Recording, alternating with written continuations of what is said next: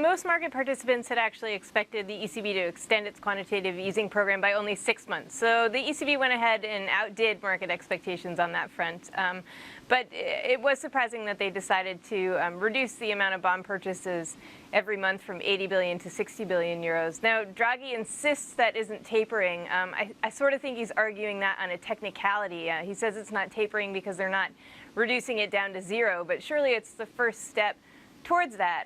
That being said, I don't think the ECB is going to be able to get out of the markets for years to come.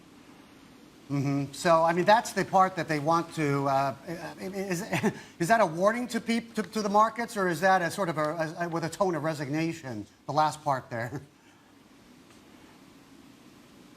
Well, I think that the ECB makes its decisions on the governing council, and so they have a number of different constituencies they have to please on that front. And so I think they were trying to do something for everyone. I think the Germans in particular, going into an election year with the ECB incredibly unpopular in Germany, were happy to reduce the number of the amount of bond purchases every month. But I think that the doves on the governing council were happy to be extending the quantitative easing program by more. Actually, more important even than how much and for how long they extended quantitative easing, though, was the changes they made to what assets they're allowed to purchase. So I think in particular, getting rid of the limit they previously said they wouldn't buy up any assets that were more negatively yielding than the deposit rate at negative 0.04%.